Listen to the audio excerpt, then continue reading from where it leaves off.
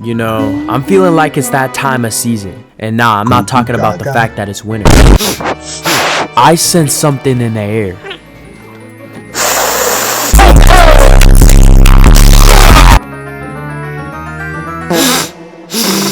Yeah, that's right, y'all. It's Vertega season. That joke sounded better in my head. It's been a minute since I made these type of videos, bro. But yeah, if you can't tell, we doing a types of fans video. I know. Go ahead and tell Vertega in the comment section that he needs to stop ripping off Dupley's video for the 10th time. Vertega will read it gladly. In fact, Vertega will heart your little comment, especially if you tell me that you joined discord.gg/Vertega. Let's all go ahead and lock in for 2026. Subscribing and following my socials will help too. But yeah, we gonna get straight into everyone's favorite Vertega slop that I know deep down all y'all like. Yeah, don't lie. Come on. I know you want to see if I mention some of your favorite rappers on here. And I'm gonna try my best to give y'all a little cinematic experience when it comes to the rap we talk about today. And also how it correlates back to you, the viewer. Let me know if y'all listen to any of this rap in the comments. But before I go yapping even more, I feel like it's important to clarify what I mean by underground rap. First thing I gotta mention is that there's always levels to this shit, and monthly listeners or just discourse online about the artist usually helps me determine if they're underground or not. But here's the thing. These days, rap is slowly kinda trickling from the mainstream. I mean, just take a look at the Rolling Loud lineup this year. A lot of these names I know, and then the other shit I'm looking at, it look like a whole bunch of nobodies, bro. Not saying rap won't have a comeback sometime, but I feel like most rap nowadays just lives on the internet in their respective communities rather than the radio. And that's kind of like everything nowadays too. Like, I know damn well y'all did not first hear about MF Doom, Chris Travis, or Denzel Curry anywhere outside of online communities. Maybe a select few found their favorite artists through obscure ways, but for the most part, even rappers who purposely appear to have a more underground image are now getting rediscovered, and TikTok is by far the leading cause of this, because no matter what artist you want to listen to, there's always someone in a comment section trying to be nicher than you, and they'll gladly tell you that your favorite artist with below a mil is not underground. Like, aight, bro. Just because you don't leave r/UG rap or brain rot TikTok communities full of teenagers that can't listen to anything but an 808 or some distortion does not mean the rest of society knows who some dude like, I don't know, Acid Soldier is. So yeah, if I ever mention a rapper that you think isn't underground, just ask yourself this one question. Do I ever leave my phone or my PC to go outside into the real world? And for most of you, that answer will be no. But hey, it's all good.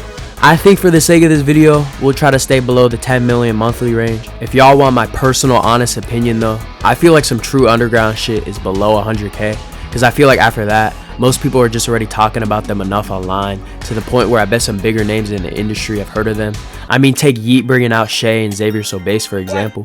These dudes have hella discourse online in their communities, still unknown in the music industry a little, but they up there to the point where if you love going deep into rap, you'll find out about them. Okay, y'all get what I'm putting down now? Alright, great.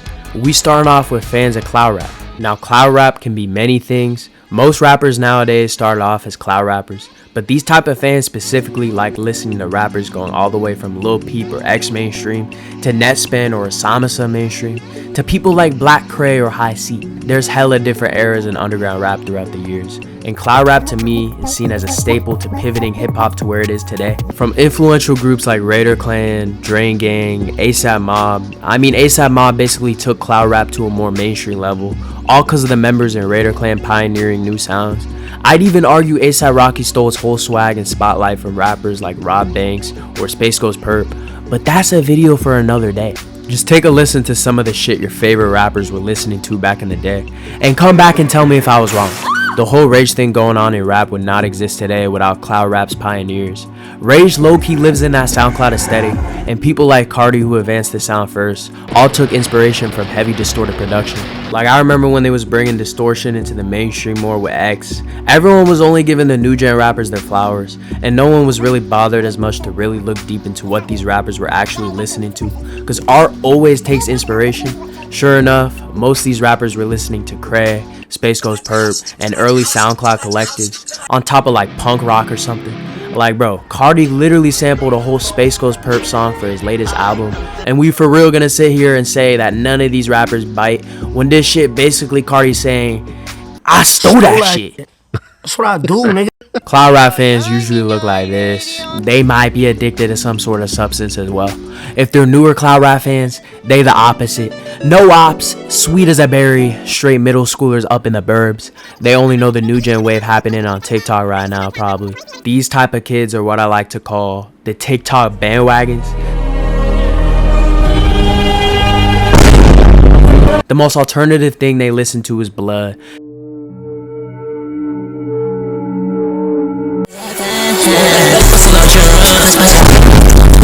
Smoke dope and jades, and they think rappers like Too Slimy doing paid promos while poo-pooing and cocking on some beats is as far as the underground goes. Even though I like Too Slimy a little, I'm actually curious to see what bro's Rolling Loud set is gonna be like. This is gonna be a TikTok Riz party, bro. Fuck, bro. Basically what I'm trying to say is that cloud rap equals memes and rage now, which equals brain rot, which leads to more Red 40 consumption, which leads to iPad kids, and then the ultimate final end goal, autism. That's just about every Netspan fan I've seen last couple years. As much as I respect Net for the grind, I think he's just another example of what we don't need in rap as much anymore. Ego. Like, yeah, fake it till you make it, but the audacity to copy Cardi's swag while pulling up in a vehicle he calls a slut truck is appalling to me. There's hella glaze when it comes to the underground, and this goes for a lot of underground communities, not just the rappers popping off from primarily TikTok right now. I think a lot of these underground rappers know who their daddy is when it comes to all this. It's obviously Cardi, and also just all the rappers who influenced him before that. I'm gonna throw out some more names when it comes to cloud rap, and I want to know if all y'all in the comment section know about some of these dudes. We got Maddox. This dude walks so Netspan could run. I actually think Matt is an underrated rapper that took a little bit of a fall off. He paved the way for the rage sound a bit, and even producers like Filthy still work with him. This video got like 30,000 views on YouTube with a Filthy beat. It's kind of crazy. We got Young Simi. This dude was doing Sia ad-libs and swagged out vocals way before Cardi. It's actually crazy how much influence rappers took from the Raider Clan movement. It goes on and on too. Just ask Denzel Curry, bro. He knows. He was a part of that crazy wave. Denzel probably top 5 right now, and it's not even close. What he's done for the underground, helping out new artists like 454 or Play That Boy Zay, is something bigger artists should be doing more often. Not to mention Denzel has some of the craziest longevity in rap. It almost makes me wish Nell got a spotlight along with bro too. Next Denzel album, I better see a Nell feature, or we throwing hands. Alright, this might be a crazy pull, but we got Lofty 305 and Ruben Slick. If you've ever wondered who made that Riley Reid video where she rapping saying the N-word, yep, that's these two goons right here. Yeah, with all this yap, you could definitely tell that I might like cloud rap just a little. I'm always trying to go deeper though. By the end of 2026, I want to be able to have extensive knowledge about hip-hop all the way from the Sugar Hill Gang and Run DMC to Too Slimy, Miles, and SDK. Imagine telling the pioneers of rap what type of shit these kids be listening to these days. I expect nothing but an aneurysm when it comes to that story. Anyways, I think it's about that time where we move away from the SoundCloud boys and go on to more rap caviar and experimental shit. Not saying any of the stuff I just mentioned isn't experimental or a blend of different genres, but these next artists I'm gonna talk about definitely have a weirder sound to them. Now, experimental rap fans, high-key some smelly individuals. The most common rappers you'll find them listening to are Danny Brown, JPEG Mafia, and Jane Remover. Probably the stinkiest fan bases to come into rap since Tyler the Creator. I'm sure you'll find hella similarities between all the mosh pits if we sat here and did a comparison real quick. Now, anyways, experimental rap fans might look emo or somewhat opium, or they might straight up look like they want a Ken Carson's producer. There's no in between with some of the types of fans that get into this type of rap. I feel like Billy Woods, Arm & Hammer, or Earl Sweatshirt might be some of y'all's go-to. I've done some deep dives into a lot of these types of artists who are serious about abstract hip-hop and art. I'm telling you, it's some great rap. I can see why it attracts hella geeks. It's crazy because I look back on what people thought was abstract hip-hop back then, and I'm telling you, if you told this to some people today, they will look at you in your face telling you this some hella popular shit. Which, yeah, it is. Pretty much everything I talk about is going to be popular in some way, whether you think it's underground or not. But yeah, they got Earl Sweatshirt on here, Tyler the Creator, a little bit of MF Doom, a little bit of Mac Miller. They even got Mustard on here. Let me know in the comments if you think some of these albums even fit the category of abstract hip-hop. I know the real geeks that type out paragraphs putting me on got me. While some of that may be considered abstract hip-hop, there's still levels to this shit. We can go from Kanye's Kids See Ghosts, which is considered an abstract hip-hop album despite its popularity, all the way to Death Grip's Navy Blue or Mike. Mike's been one of my favorite rappers for a minute too. Him and Earl actually go crazy in their niche. Shout out Showbiz. That album was bumping on my way to school when it came out. Obviously, I can't forget about y'all Griselda fans. Westside Gunn and his goons are killing it. Although I think it's getting a tiny bit repetitive, I still can't help but to appreciate what this sound has brought to hip-hop. I don't know if this is really abstract hip-hop, but it kind of fits into the same niche.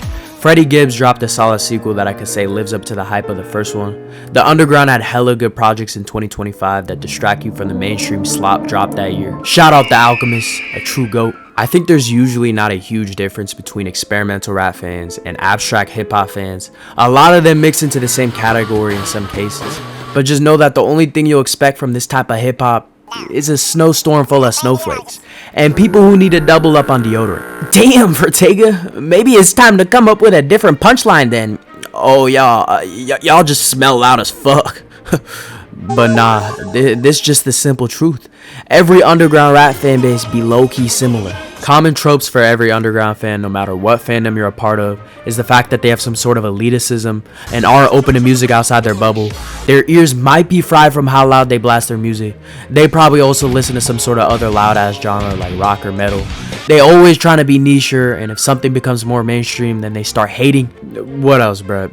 I don't know, dog. All y'all might be addicted to some sort of substance. What makes you say that, Vertega?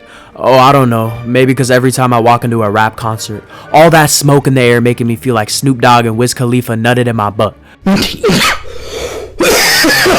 Man, I don't know why y'all like watching these videos. All I'm really here for is the community. Let me know what y'all listening to in the comments below. Join the Discord, subscribe, but yeah, we out.